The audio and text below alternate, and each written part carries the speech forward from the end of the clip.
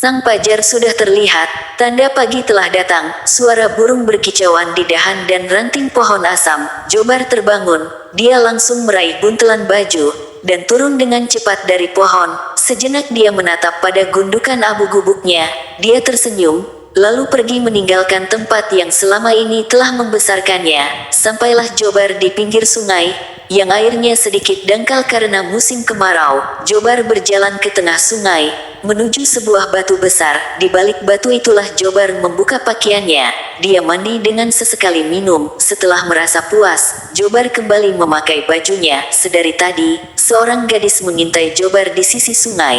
Sembunyi di antara semak-semak, Jobar berjalan menuju tepi sungai. Langkah Jobar terhenti ketika mendengar suara yang memanggil. "Seruni," ucap Jobar menyebut nama gadis yang memanggilnya. Gadis yang dipanggil Seruni itu segera keluar dari persembunyiannya.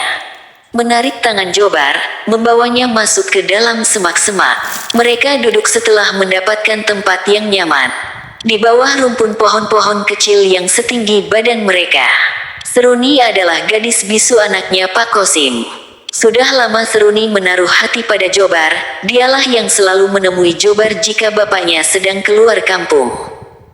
Seruni bertanya dengan bahasa isyaratnya, "Mau pergi kemana? Kau bawa baju segala?" Jobar menjawab dengan bahasa isyarat, yang jawabannya membuat Seruni sedih. Bulir air mata mulai mengalir di pipi yang putih bersih. Jobar menghapus dengan jari-jari tangan. Seruni sepertinya sudah tak bisa lagi mengendalikan perasaannya. Dia langsung memeluk Jobar. Jobar membiarkan tubuhnya dipeluk Seruni. Dalam hati dia merasa kasihan. Seruni gadis yang sangat cantik, berkulit putih, berambut hitam panjang, hidung yang mancung ditambah bibir yang merah merekah. Usia Seruni 1 tahun di bawah usia Jobar. Jobar sedikit terbawa suasana, jari-jari Jobar mulai membelai rambut panjangnya Seruni. Seruni semakin mengeratkan pelukannya, hingga kedua buah dada Seruni menempel kuat di tubuh Jobar. Urat malu gadis bisu itu mungkin sudah hilang, dibakar api asmara yang berkobar. Seruni mendekatkan bibirnya, hampir menempel di bibir Jobar. Ini hari terakhir Seruni bertemu dengannya, pikir Jobar. Jobar menyambut bibir Seruni, dan mereka pun saling berciuman. Lama mereka berciuman, Seruni menjatuhkan badannya pada rumput hijau yang tebal dan empuk. Perlahan satu persatu kancing kebayanya dibuka, hingga nampak jelas dua bukit kembar yang padat menyembul di dadanya. Detak jantung Jobar berdetak keras melihat keindahan dada sang perawan. Berkali-kali Jobar menelan air liurnya, tak hayal, jari-jari tangannya mulai meremas kedua bukit itu, dan dia tersentak sadar, yang segera menutup baju kebaya Seruni yang terbuka. Dengan bahasa isyarat Jobar menyuruh Seruni membetulkan lagi kebayanya. "Pamali, kita akan kewalat jika melakukannya, karena kita bukan suami istri," ucap Jobar sambil menggerak-gerakkan tangannya sebagai isyarat pada Seruni. Raut wajah Seruni sedikit memerah, mungkin karena malu. Jobar dan Seruni keluar dari rumpun, melangkah menuju jalan setapak. Di jalan setapak itu Jobar pamit pada gadis yang mencintainya. "Jika Sang Maha Kuasa menjodohkannya, maka kita akan bertemu kembali, tapi jika Sang Maha Kuasa tidak menjodohkannya, kita harus ikhlas menerimanya," ucap Jobar dengan dibarengi gerakan tangannya, agar Seruni paham yang diucapkannya. Seruni mengangguk sedih, matanya berkaca-kaca memandang Jobar. Jobar mendekat, mencium kening Seruni, dan melangkah pergi meninggalkan Seruni yang masih mematung. Buliran air mata Seruni kembali keluar, hatinya sedih perih melihat lelaki yang dicintainya mulai menghilang di balik pohon-pohon besar. Lama Seruni berdiri di jalan itu, hatinya tak ikhlas berpisah dengan Jobar, tapi apa daya dia tak bisa untuk menahan kepergian Jobar. Jobar adalah pemuda yang sangat dibenci bapaknya, dan seandainya bapaknya tahu apa yang dilakukannya tadi, sudah pasti dirinya dan Jobar disiksanya. Seruni menarik napas panjang, kakinya melangkah menuruni sungai.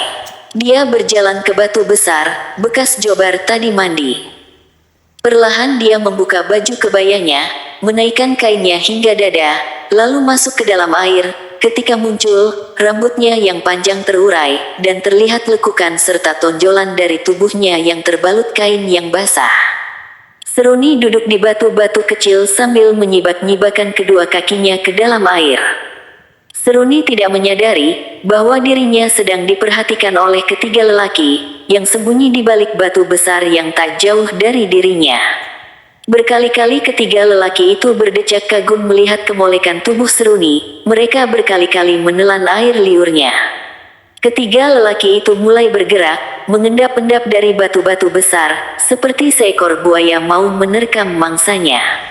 Seruni menjerit berteriak, tapi sayang tak ada yang mendengar.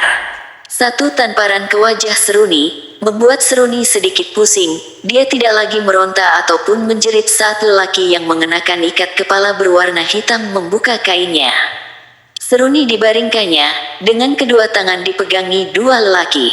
Tanpa ampun dan tanpa kasihan, si ikat kepala hitam mulai menindih tubuh Seruni, memaksa meregut keperawanannya.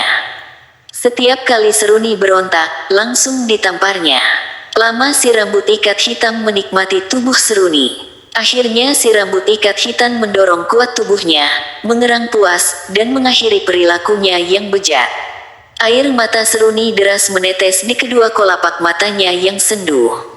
Tidak hanya si rambut ikat hitam saja, kini giliran lelaki yang bercodet di pipinya pun mengambil alih, menikmati tubuh Seruni, yang dilanjut oleh lelaki yang ketiga. Malang nian gadis bisu ini, sudah ditinggal sang kekasih, dianiaya pula oleh ketiga lelaki yang tak berakhlak. Setelah ketiga lelaki itu puas, mereka melangkah meninggalkan Seruni, dengan sisa-sisa tenaga. Seruni mengambil batu, dan pukulkannya pada kepala lelaki yang berjalan paling belakang, hingga lelaki itu menjerit kesakitan.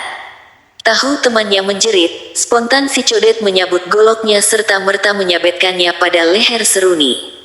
Tanpa jeritan, Seruni ambruk bersimbah darah, dengan sedikit leher yang hampir putus. Seruni malang, Seruni meregang nyawa korban kebiadaban para lelaki yang tak berakhlak. Bersambung.